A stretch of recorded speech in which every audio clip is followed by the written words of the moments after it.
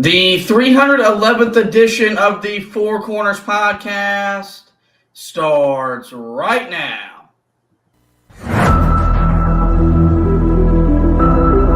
This is the Four Corners podcast.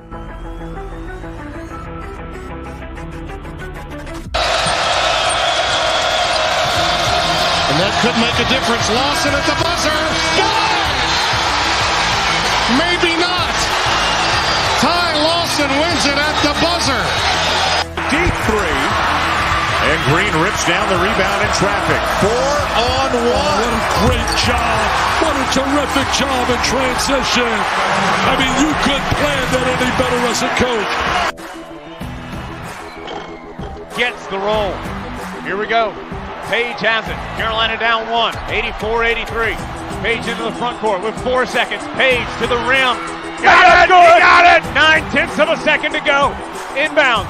Washington gets it to Warren. His full court shot. No good. Marcus Page baby. Does it for the Tar Heels. Carolina wins it. Don't force it if you're Goss. Comes in. Blocked by Meeks. Buried up ahead to Jackson. And he tucks it down for the 5-point lead. Matthews off the mark. And this year the confetti is going to fall for North Carolina. They're not going to be denied this time. Inside 30 overall. Love, top of the key. Oh! Big time delivery. Here are your hosts, Josh Marlowe and Anthony Pagnotta. Hello and welcome to another edition of the Four Corners podcast. We are powered by Carolina Electrical Services. Josh and Anthony, we're back again on another live edition of the podcast. If you joined us last week, remember we told you we'd be going live on the weekends, covering Carolina's games and ACC play on Saturdays. And, of course, as we get to the NCAA tournament, of course, we'll probably be live for those special edition episodes. But tonight we're here to talk about Carolina's win over Syracuse in a game that was pretty much over from the first media timeout of the game on. Carolina dispatched Syracuse 103-67 in the Smith Center. We'll take a look at the box score. You'll hear from head coach Hubert Davis. We have our stat of the game, takeaways, and 2 discussion topics. But we'll go ahead and jump right in to this thing. As I mentioned, Carolina beat Syracuse 103-67. The Heels are now 13-3 on the year, 5-0 in league play. The first 5-0 start since 2015-2016 are poised to be ranked inside the top 5 on Monday morning. They could be as good as number 3 in the country when we get that AP poll on Monday morning. The 36-point win is the largest margin of a victory against an ACC opponent since beating Notre Dame by 42 back in the 2021 ACC tournament. This was the largest ACC loss ever for the Orange ever since they joined the league. The first 100-point game in conference play since Carolina scored 100 against NC State back in 2022. The second most points in an ACC game since Carolina scored 113, also against NC State back in 2019. And overall, Carolina now 17-6 all time against Syracuse, 7-0 at home. And we said coming in that we expected Carolina to be excited to be back home because they've been away for over 3 weeks, just their second home game since the first weekend of December. But I don't think you and I expected this well of a performance because we talked about it coming in. Syracuse, a solid team, a team that was 2-2 in the league, but needed a win like a win over Carolina to really build an NCAA tournament resume. Instead, Carolina saw a team that has been bad away from home, multiple 20-point losses in ACC play, and they put the Orange away before they even had a chance to get their feet wet in this ballgame.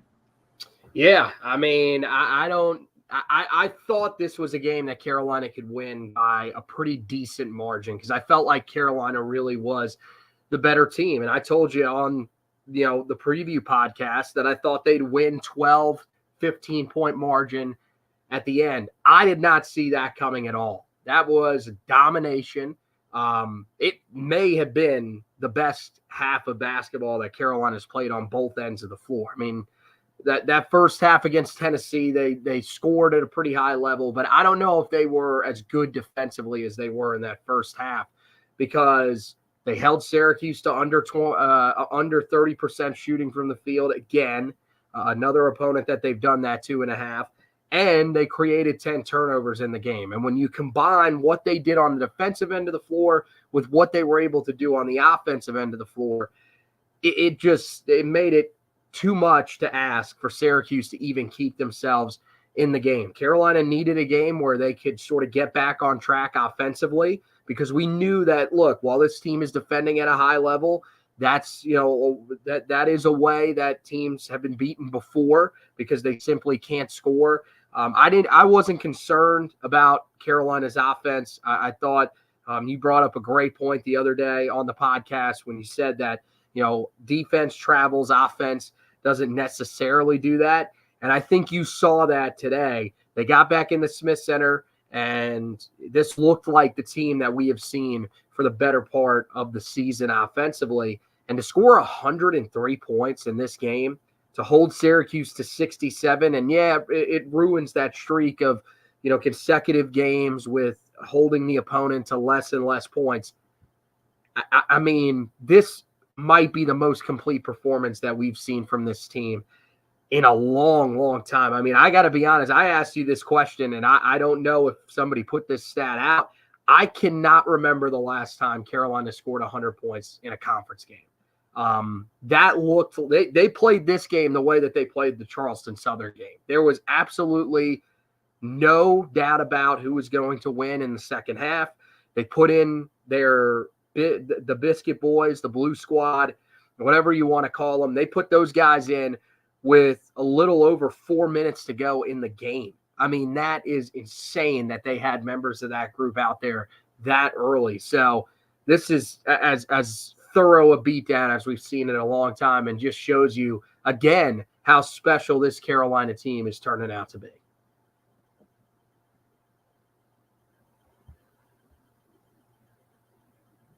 Muted. You're muted, bro. Okay, well, Josh has his mic off, so apparently they did it in 2022 against NC State, and they did it, they've done it at home. They do it pretty frequently, it feels like, at home under Hubert Davis in conference play. And this one, you had the feeling early. You just saw the way they came out of the gate. This team was ready to go, and they were ready to play at a high level, compete at a high level. And that's what you saw. You had 5 guys in double-figure scoring, led by R.J. Davis, who got back on track, scoring 22 points. You got double-doubles from Harrison Ingram and Armando Bacot. And when Carolina plays the way they played today, there's not a better team in the league, and there are only a handful of teams better than them in all of college basketball. And that's just, at this point, it's just factual. That's not us saying that through Carolina blue lenses. That's not us wanting or wishing it to be true. It just is. And Carolina basketball, as we've talked about really all year long, it's back. And today was just another example of just that. Let's take a look now at the box score for Carolina, and it's a pretty one for the Heels. They shot 48% from the field. They were 37 of 77 from the field. They took 77 shots in today's game. Conversely, they held Syracuse to just 37% shooting. The Orange were 23 of 63. One thing Carolina didn't do well in this game, and it's why you could come out of this game still being able to nitpick their performance, just 7 of 26 from 3, 27%. So Carolina still needs to shoot the 3 ball better. But they held Syracuse to 4 and 19 shooting from the 3-point line. That's 21%. So you look at all 4 of their ACC games since the calendar turned to 2024, they've held every single opponent to 24% or worse from behind the 3-point line. Heels got back to their bread and butter. They lived at the foul line. They were 22 of 27. That's 81%. Syracuse was 17 of 21. Carolina forced 17 turnovers, and they turned those into 23 points. On the flip side, Carolina turned it over themselves 14 times, and it led to 18 Syracuse points, but it wasn't enough to make an impact on the ball game.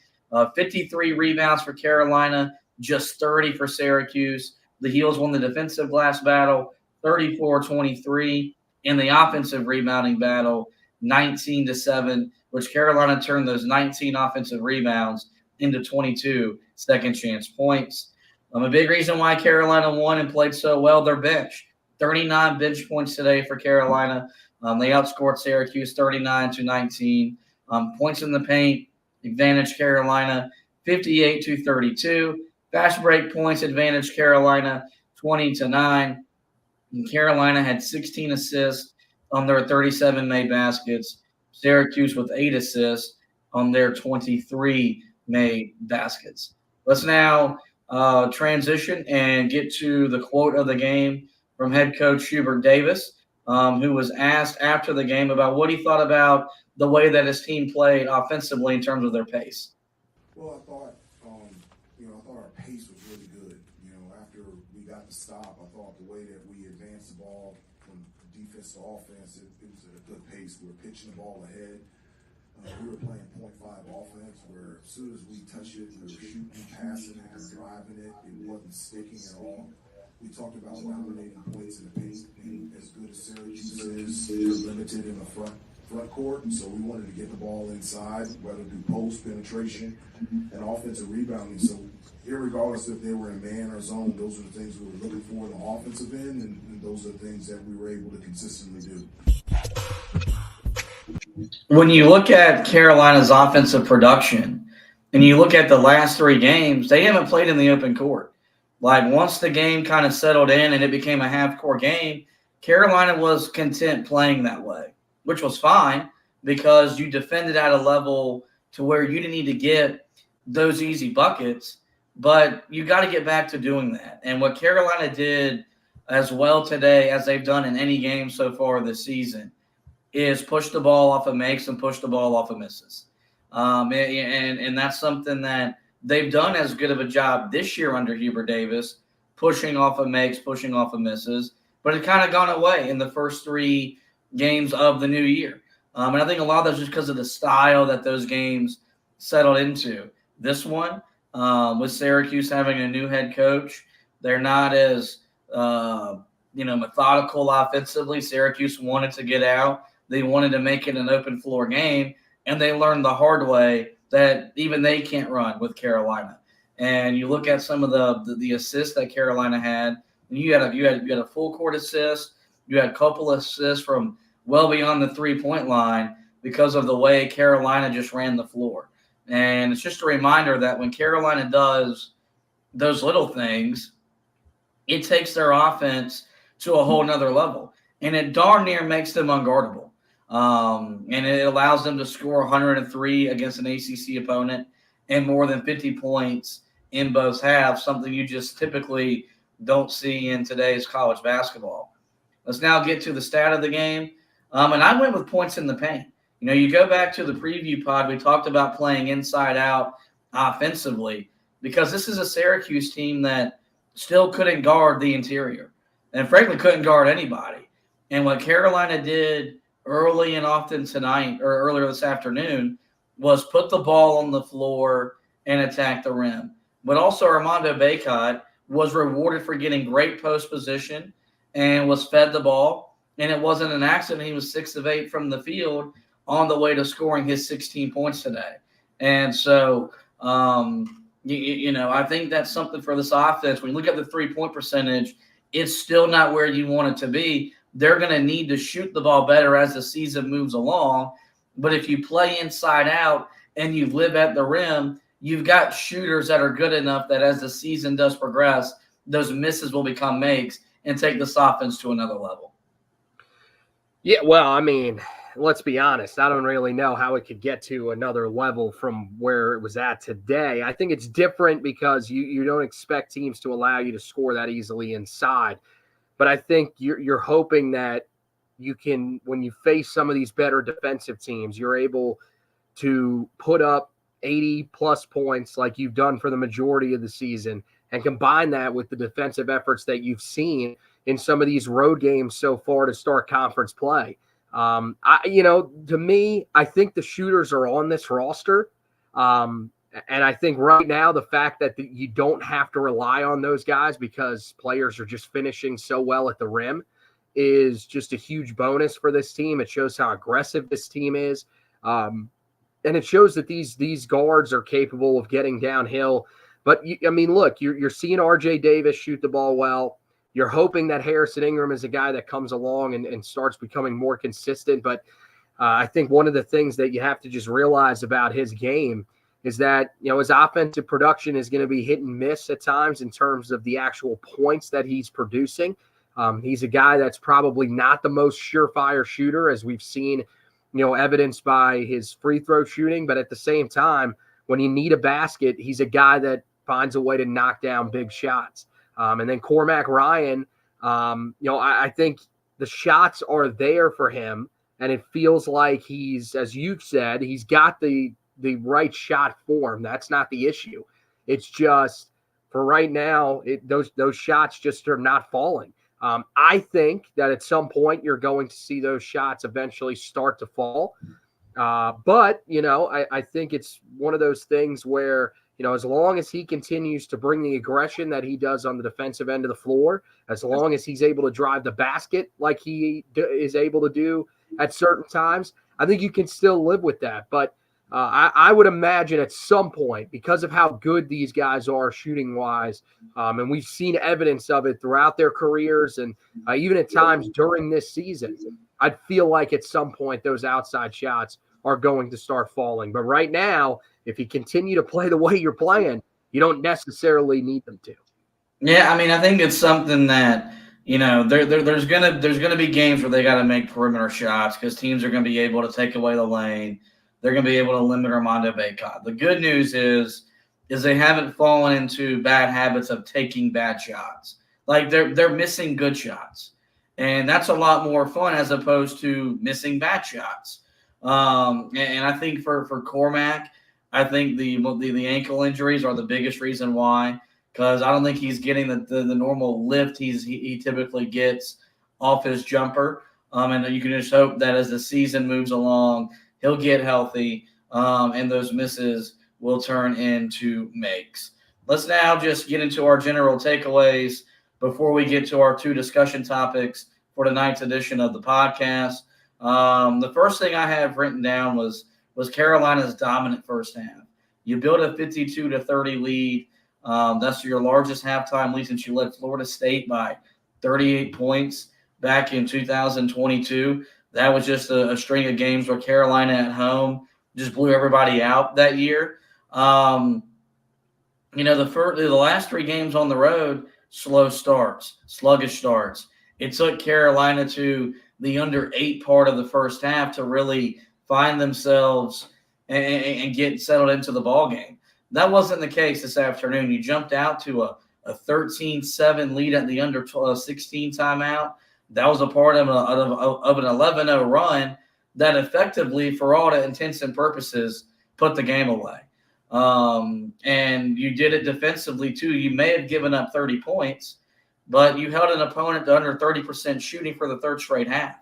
So the defense, even at home, even though you gave up 67 points for the game, was still there. It was still impacting and really dictating what you did on both ends of the court. And I think it was a good sign for Carolina that they're back home, they're playing in front of their fans, they're playing in front of a very good and lively Smith Center crowd, and they didn't have a slow start. Because I think if they would have come back home and started slow again and it took them 12, 14, 16 minutes to settle into the game, then maybe this becomes a trend and this becomes a part of what this team is. It might be what this team is away from home, but you expect that given their road games and where Carolina's got to go play. They're not going to go into certain arenas and run away with the game early in the game. But You just look at tonight's or this afternoon's first half, and that's as dominant a 20 minutes Carolina has played on both ends of the court so far this season.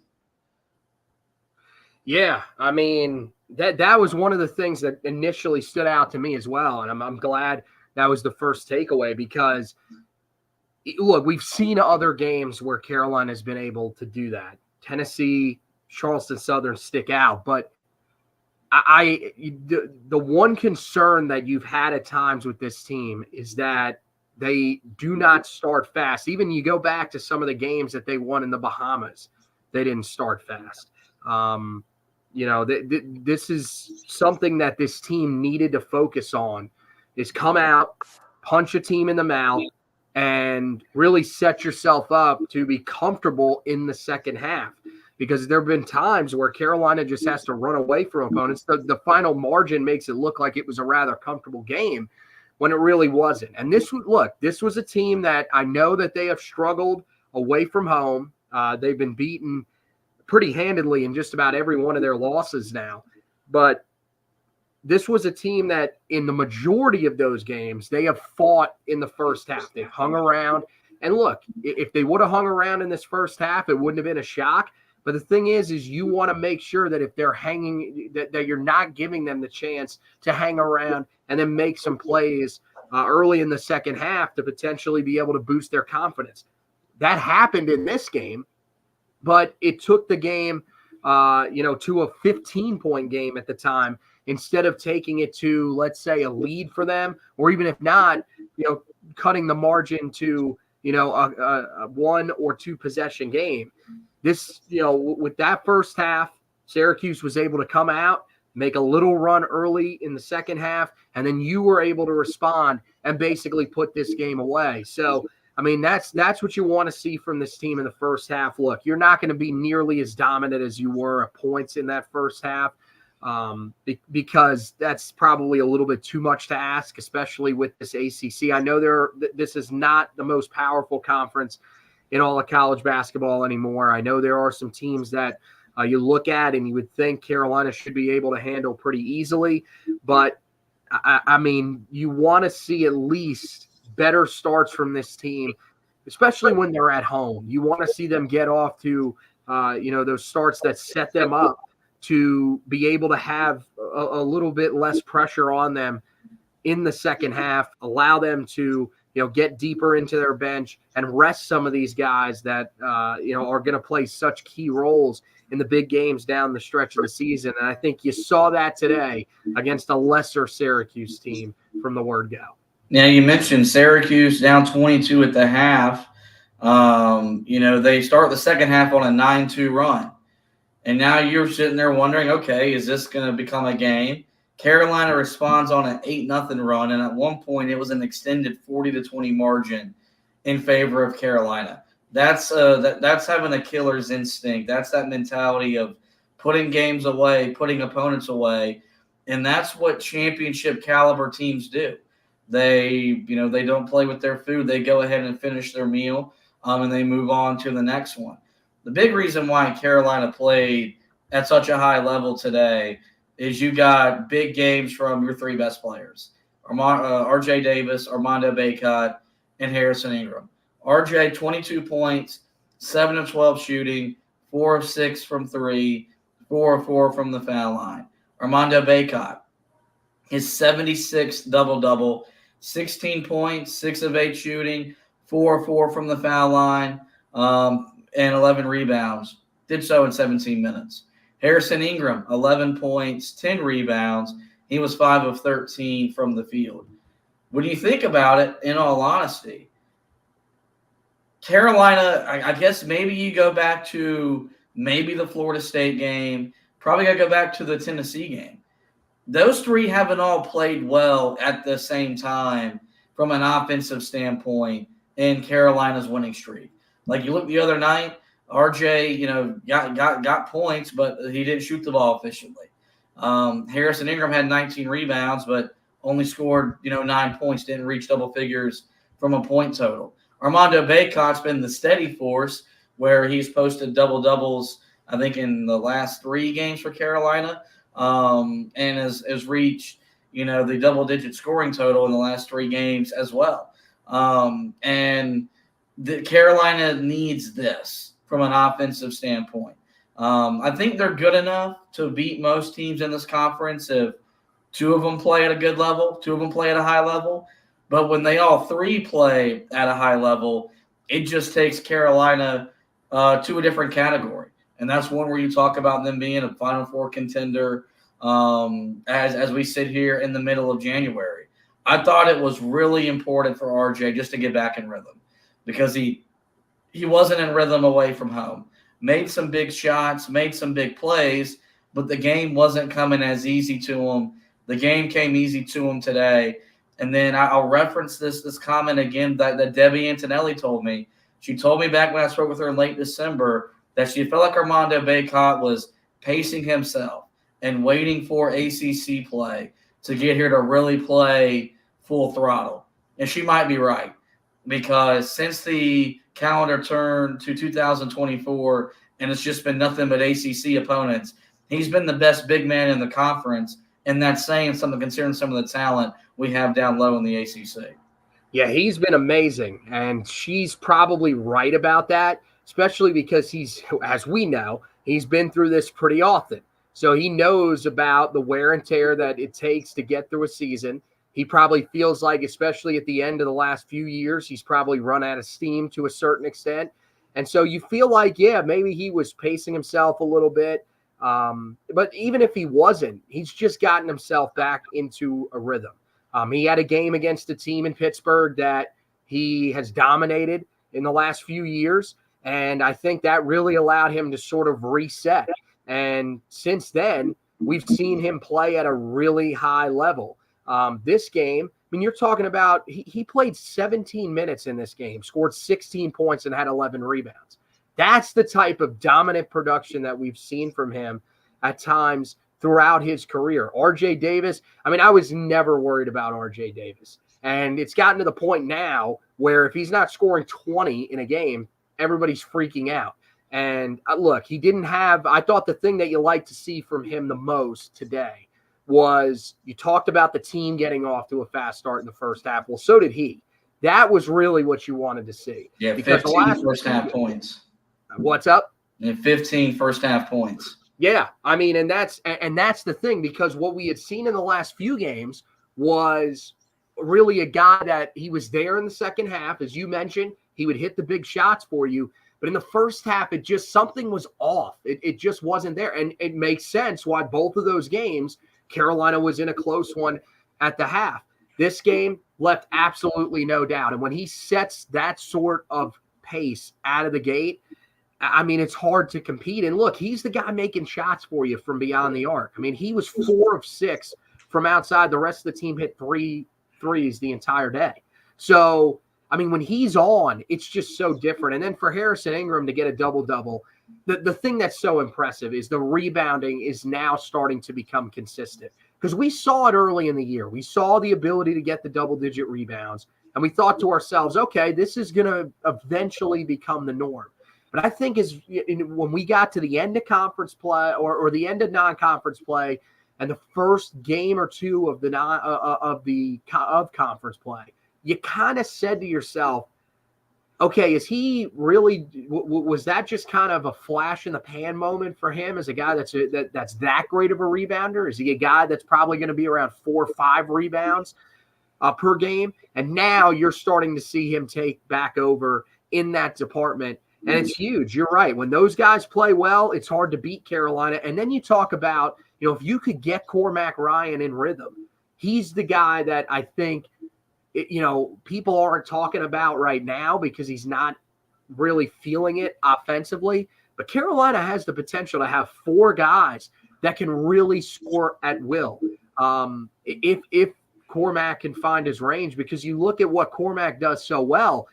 Got to the foul line the most times of anybody today, was 5 of 6 at the foul line, scored 9 points overall, and that's where he scored the majority of his points because he was only 2 of 5 from the field. Now, he's realized that I can't take a lot of shots because they're not falling, but we've seen at other times this year, and it seems like just about every time that we're feeling like he's starting to get himself on track, offensively, he always seems to roll an ankle.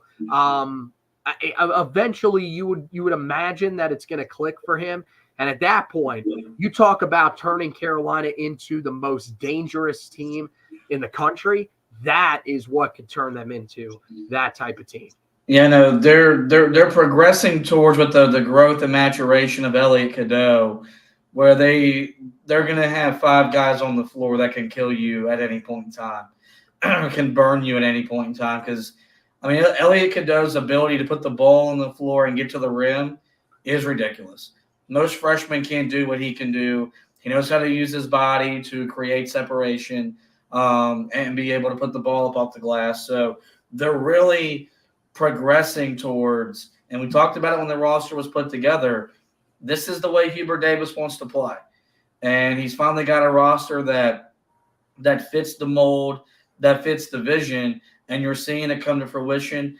You mentioned Harrison Ingram's rebounding and where was it going to be? He had to be the guy in those practices that Hubert Davis challenged the most, because you know that Armando Bacot's going to get his. But if we're going to play this way, then he has to be an impactor and maybe a force on the glass. Kind of a reason why you haven't seen a whole lot of Jalen Washington and Armando Bacot lineups, simply because they don't need him, because HI is getting to the glass and he's doing a phenomenal job impacting the game in that way. So, well, and that could be another thing, is that maybe he heard that Hubert was talking about, hey, we may have to go to the 2 bigs because we're not rebounding well. And maybe even that, he heard that and said, look, I got to step my game up, because no offense to Jalen Washington, having a guy like Harrison Ingram out there is going to help you more to guard some of those more athletic teams, where Jalen Washington, I mean, look, athletic big, he's shown that, but I think it was known that if you're putting both of those guys out there on the floor, teams will be able to attack you on that end of the floor. And I think he heard that and really just stepped up. And one of the other things, real quick, Greg Ward makes this comment, and I think he's 100% right. He said, I'm really impressed with Mondo's quickness, especially guarding guys on the perimeter. He looks healthy, and the weight loss is showing. I think he's 100% right about that. I think he looks healthy. We've seen it each and every year. It always seems like he gets banged up, especially around this time. So it's good to see him healthy. But more than anything, I think you're starting to see the weight loss pay off. You saw it, the other night against NC State, where he was just able to wear down DJ Burns. And I think you're starting to see, as we get into conference play, he's more athletic. He's able – it's really showing up on the defensive end of the floor, where I think he's taken some huge leaps.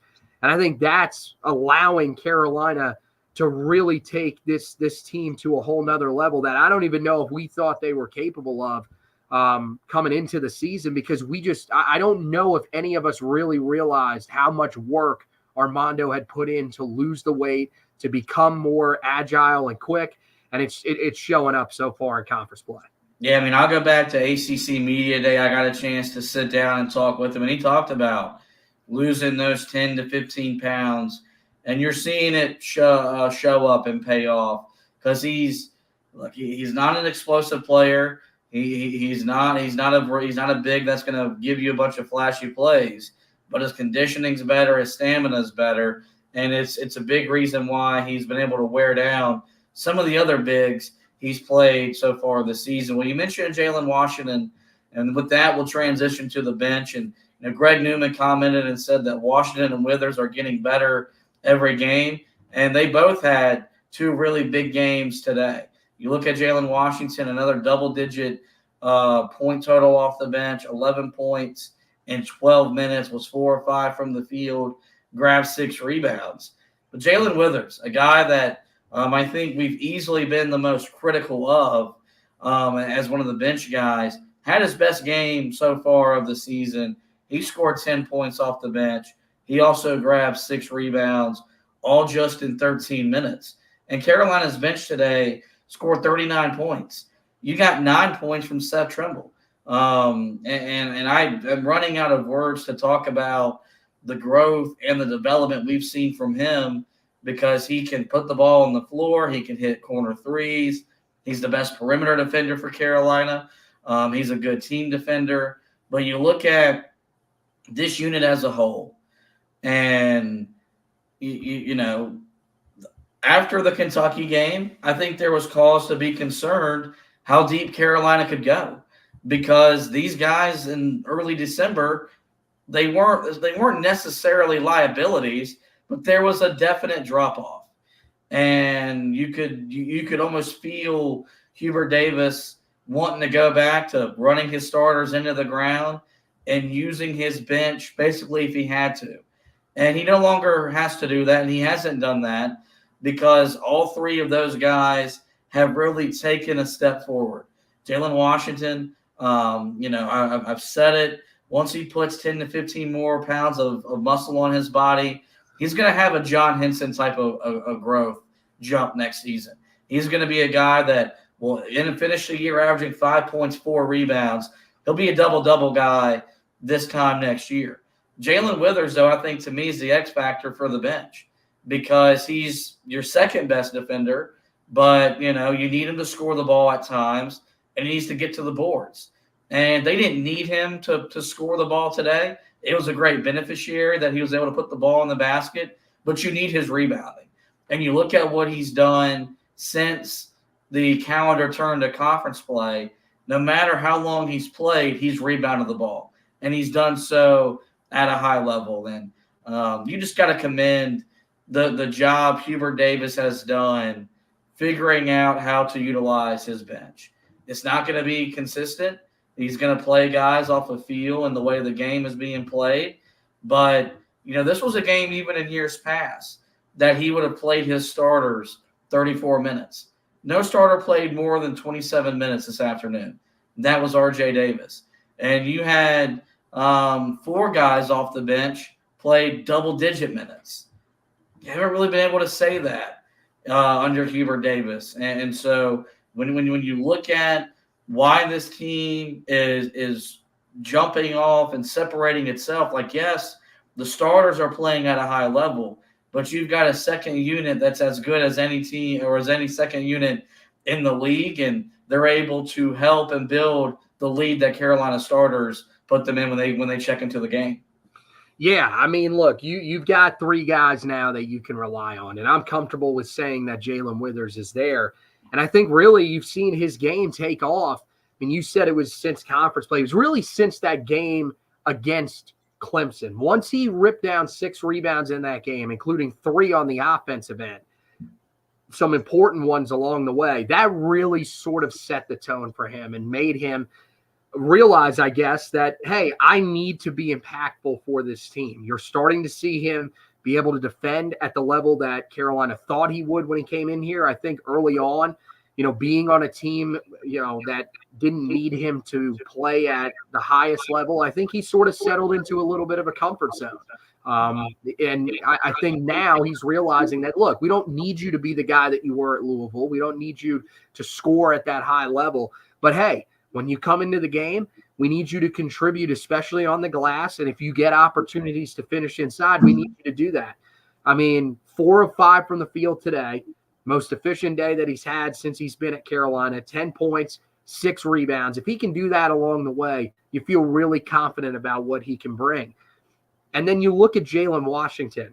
In years past, if Armando Bacot had to come out of the game because of foul trouble, which we've seen relatively often here in recent games, you would panic. You would immediately say, oh, here we go. Carolina, now they're going to have to go small, or they're putting somebody on the floor that just is not as effective as Armando Bacot. Not saying that Jalen Washington is as effective, but the drop-off isn't nearly as significant as it's been in years past. 4 of 5 from the field for him today. That's been something we've seen from him all year, right? When he comes into games on the offensive end of the floor, he is incredibly productive, incredibly efficient. That's what you want to see from him when he comes into the game. 6 rebounds today, 3 of 5 from the foul line. So he was, not only was he getting there, but he was finishing at that foul line when he needed to. This was a really, really strong performance for him. And Seth Trimble, I mean, just 3 of 8 from the field, but scores 9 points, continues to be aggressive. That's the thing that you like the most from him, is that he gets to the basket, he gets downhill, and on a day like today, even though he wasn't as efficient as he's been in some past games, the fact that he was able to do what Syracuse was giving Carolina the entire game was huge. To me, you're at the point where you've got 3 guys that you can trust off the bench. Paxton Wojcik plays 10 minutes today. You're not going to need that from him, but at the same time, he's a guy that Carolina has used just to sort of steal minutes. Same thing with Zayden High at times. So it's basically like with those 2 guys, I don't really think either one of them is a complete player, but I think when you combine them, you can probably count them as another guy off the bench for you. You've got 9 guys that can really contribute, and that is huge when you get into conference play and just so much different from what we've seen in years past. And it also helps when you got a couple of blue squad guys that can put up some points for you. Rob Landry and Dewey Ferris, we see you guys. Tremendous performances from them, especially Rob Landry hitting that 3. Yeah, it was a lot of fun seeing the bench have success. And one thing I pointed out during the broadcast, this team celebrates the success of its teammates. And whether it's a starter on the bench cheering or a reserve on the bench cheering, the bench is engaged. And they're cheering for their teammates.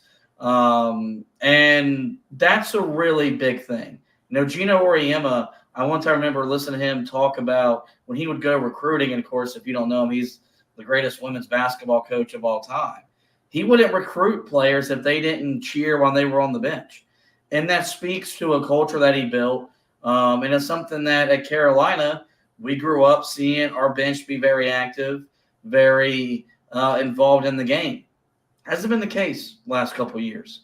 And it's a small detail, but it's a big detail because it shows how close the group is, how much they love one another, and ultimately how much they do, in fact, play for one another. I'm not going to spend a lot of time talking about the defense today just because we've done that in the last 3 episodes, but you still got to love the fact that they defended the 3-point line really well, 4 of 19. Judah Mintz might have scored 21 points, but was just 7 of 17 from the field. Never really got into a rhythm and was never able to take over that end of the floor. But a season-high 13 steals for Carolina. Overall, they forced 17 turnovers that led to 23 points. So the defense was different today. The last 3 games, it's been great individual defense, team defense, getting stops, getting rebounds, and going down the other end. Today, it was forcing turnovers, getting out in the open floor, and it's a big reason why Carolina was able to score 103 points as they did. Now let's get to the discussion topic. And this one I think could be interesting to see where we both land on this. As I mentioned, with today's win, Carolina 5-0 in the league, and they're going to be inside the top 5 of the AP poll on Monday morning. The question is how high. I think there's a case for them to be as high as number 3 whenever we get that poll Monday afternoon or so. Mm-hmm. We got a text from Colin Hoggart, who's a P1 to the show, and of course is our boss at the radio station. And he brought up maybe being semi-concerned if this team is peaking too early. And I think it's a reasonable thing to ask because even though I thought this is a Final Four team, I didn't see this. I didn't see 13-3. I didn't see 5-0. I didn't see this level of dominance being displayed defensively in conference play. But I think more than anything, and he may be right, we'll find out. This is the soft part of Carolina's schedule where they should stack wins and build wins. We talked about this in the non-conference season. It's been 5 years since we've seen this team progress as the season moved along. All my life, I saw Carolina improve from November to December, December to January, January to February, and February into March, where typically they were playing their best. It hasn't happened since the Kobe White year, when that team got hot, went 16-2 in the league, won an ACC regular season title, and was a 1 seed in the NCAA tournament. So for a lot of us, we haven't seen progression the last couple of years. And that's what we're seeing from this team right now.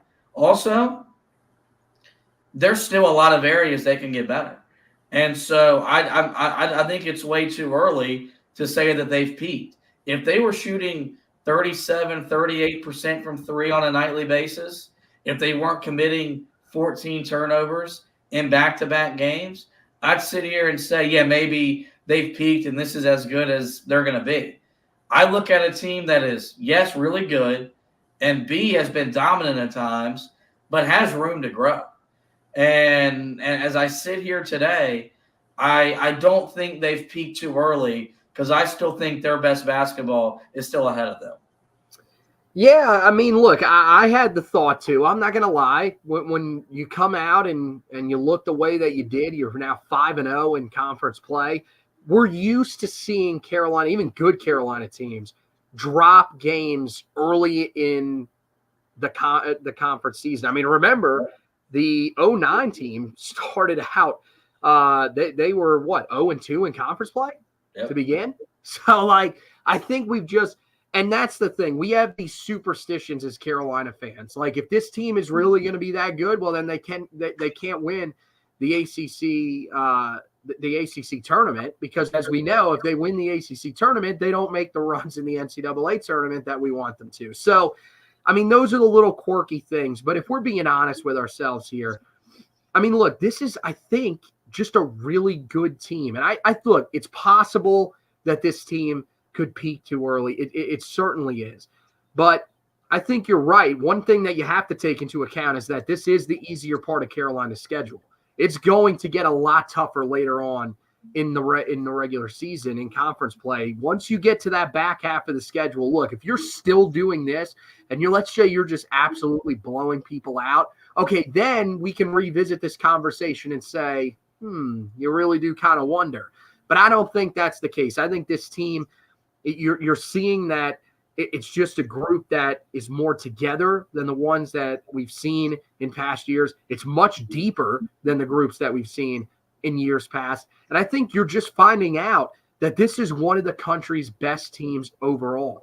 I think, the other thing that you have to take into account is you may say, well, we look at some of the other really great teams in college basketball over the last couple of years, and even this year in particular, Purdue, Arizona. Those are teams that put together amazing regular seasons, and then it doesn't carry over into the tournament. Well, the thing is look at the past histories, even just the recent histories of those two programs. Those are programs that when they get to the tournament, they have historically failed over and over and over again. Hubert Davis is a guy that took a team that had no business in going anywhere close to the Final Four. Beat their greatest rival in the greatest iteration of that game to eliminate what many people believe is the greatest coach in the history of the sport, and came within, as the team like to say, one rebound of winning a national championship over a pretty great Kansas team.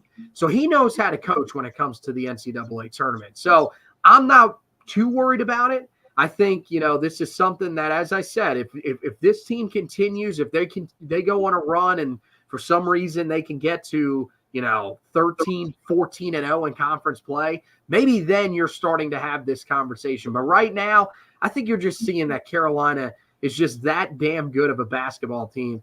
And I'm not going to let myself go to that place of panicking about that, because I think that's what we've seen in the last few years sort of cropping up in a different way. Just enjoy what's happening out there on the court, because, man, right now it looks like it's something special. Well, and also the last thing before we get out of here, yes, college basketball, it's a sport of parity. It's the most parity sport we have really here in the United States, because as we saw earlier in the week, teams couldn't leave their home gyms and win. Mm-hmm. You still see separation this time of the year. We'll get to the tournament, and Jay Billis will say that there's 24 to 30 teams that can win a national championship. In reality, that answer is about 10 to 14. And those teams in this time of the year in conference play start to separate themselves and start to flex their muscle. And that's what Carolina's doing. This is the part of the schedule that we talked in the non-conference or in the preseason said, Carolina's got to stack wins if they want to put themselves in a legitimate position to win the league. Because as we know, once you play Duke that first time, it's brutal the rest of the way. And that's what they're doing. They're stacking wins. They're building off of one game from another. They're flexing their muscle on inferior competition, and they're starting to separate themselves from the pack, which is what this team is. That's what national title contenders do. And so, as I mentioned, there's still room for this team to grow. There's still room for this team to get better. And I still believe, as well as they've played right now, their best basketball is still in front of them. But with that, guys, that's going to wrap up another live edition of the Four Corners podcast. Do want to thank guys like Greg Ward, Greg Newman for chiming in on the chat. You really are a great addition to the show. We've read every comment, just can't go over every comment. And it's been really fun being back for another live edition of the podcast. But in the meantime, guys, we are going to encourage you to visit the website, HeelToughBlog.com. Syracuse recap already live on the website. Go back and read a little bit more in depth about Carolina's win over the Orange. I'll be back getting you ready for the Louisville game, Carolina's next opponent. That game will come your way Wednesday at 9 p.m. on the ACC network. A lot of great football content on the website as well, as Carolina continues their work in the transfer portal. So make sure you're staying locked in. HeelToughBlog.com, the latest Carolina basketball and Tar Heel football coverage. As for the podcast, guys, if you're with us on the audio platform, you know where to find us. Every major podcasting platform. Just simply search the Four Corners Podcast, and we will pop up. We're off to a historic start in the month of January, so we're gonna encourage you guys to make sure you hit that subscribe button. That way you don't miss any editions of the show throughout the remainder of the basketball season. But with that, guys, this is going to wrap up this edition of the show. Do you want to thank Anthony for hosting with me? We want to thank you guys for listening. And as always, go Tar Heels.